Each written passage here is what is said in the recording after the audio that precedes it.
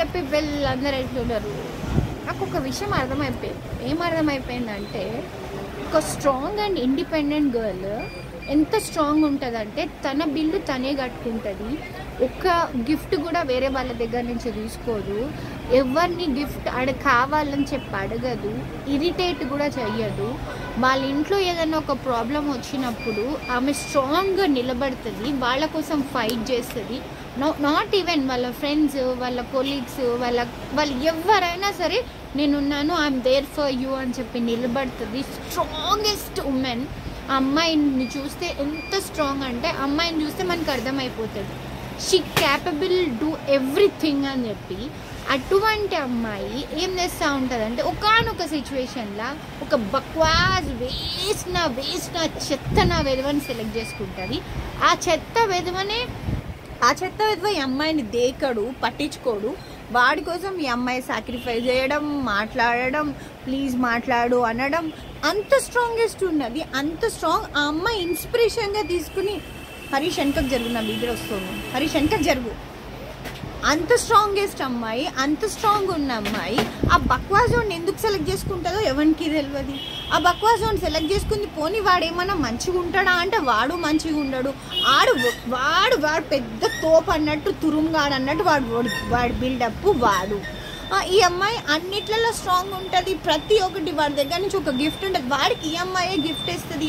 వాడికి కావాల్సినవన్నీ ఈ అమ్మాయే చేస్తుంది. అంతా చూస్తుంది. బట్ ఈ అమ్మాయికి ఏమవుతుందో నాకు అర్థం కాదు. ఈ అమ్మాయి మాత్రం బక్వాస్. లాస్ట్కి వచ్చేసరికి ఈ అమ్మాయి రాత్రి అంతా ఏడుస్తూ కూర్చుంటుంది. ఆ బక్వాస్ వాడు మంచిగా హ్యాపీగా లీడ్ చేస్తూ ఉంటాడు లైఫ్. ఎందుకు జరుగుతుంది ఇది అంటే ఇక్కడ స్ట్రాంగ్ ఉమెన్, ఒక స్ట్రాంగ్ గర్ల్ అని చెప్పి ఆ అమ్మాయి మీద ఒకటి వచ్చిన తర్వాత ఆ స్ట్రాంగ్నెస్ అబ్బాయి సెలెక్షన్లో అబ్బాయి దగ్గర ఏమవుతుంది? నువ్వు ఒక బేకార్ దానివి, బక్వాస్ దానివి అనిపించుకోవాల్సిన అవసరం నీకేమొస్తుంది? సెలెక్షన్ ఆఫ్ ద పర్సన్ దగ్గర అన్నిటిలో స్ట్రాంగ్. నీ బిల్ నువ్వు పే చేసుకుంటున్నావు, నువ్వు శాలరీ ఎర్న్ చేస్తున్నావు, నువ్వు సంపాదించుకుంటున్నావు, నీ లైఫ్ని నువ్వు ఒక స్ట్రక్చర్డ్ వేలో చేసుకుంటున్నావు. ఇట్లా వెళ్తే నాకు ప్రాబ్లం అవుతుంది అనుకుంటున్నావు. నీ ప్రొఫెషనల్ అండ్ పర్సనల్ ఫ్యామిలీ లైఫ్లో చాలా స్ట్రాంగ్ ఉంటున్నావు.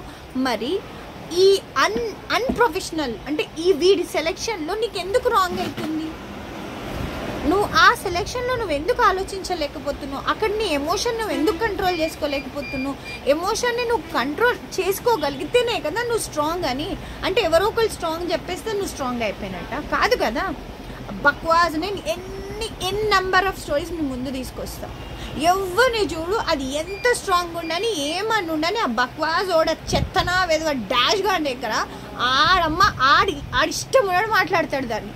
అయినా కూడా సారీ బేబీ అనే చెప్తుంది. కానీ అరే నువ్వేందిరా పోరా, నీలాంటి వాడు 100 దొబ్బేరా అని చెప్పి వాడినైతే అన్నది. ఎందుకన్నది అంటే వాడి దగ్గర ఈ పిల్ల స్ట్రాంగ్ కాదు, వాడి దగ్గర ఈ పిల్ల వీక్. వాడు లేకపోతే లైఫే లేదనుకుని ఫీల్ అవుతూ ఉంటుంది. ఎవ్వరు లేకపోయినా నీ లైఫ్ ముందుకు వెళ్తుంది. ఎవ్వరు లేకపోయినా నువ్వు హాయిగా ఉండగలుగుతావు.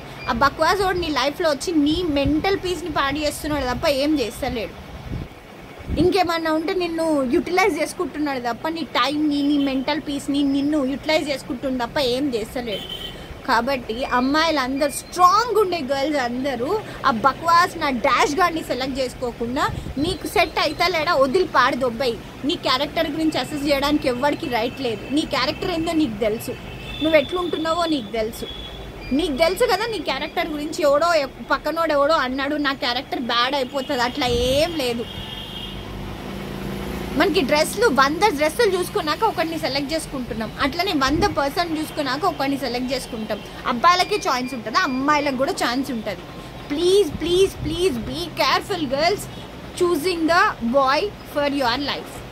వాడు నార్సిస్టో, వాడు టాక్సికో ఉన్నాడు, అట్లాంటి వాడిని సెలెక్ట్ చేసుకోకండి ప్లీజ్. ఒక మంచి నిన్ను ఫస్ట్ అర్థం చేసుకుంటున్నాడా లేదా ఆలోచించండి. కొన్ని మ్యాటర్స్లో అర్థం చేసుకోవట్లేదు అంటే కూడా, కొన్ని మ్యాటర్స్ మ్యాచ్ అవుతలేదు, అర్థం చేసుకుంటలేడు అంటే కూడా కట్ ఆఫ్. ప్లీజ్ ఒక్కసారి మీరు కమిట్ అయ్యి ఆ చెత్తన డాష్లోకి పోయిండ్రంటే లైఫ్లో బయటకు లారే. ఇది నా స్వీట్ అండ్ మంచి అడ్వైస్. చాలా రోజుల తర్వాత నేను అయితే వీడియో చేస్తున్నా. నా సిఎంఆర్ పోరగాళ్ళకి అందరికీ కూడా ఇదే అడ్వైస్ ఇస్తున్నా నేనైతే. చలో బాయ్ గైస్.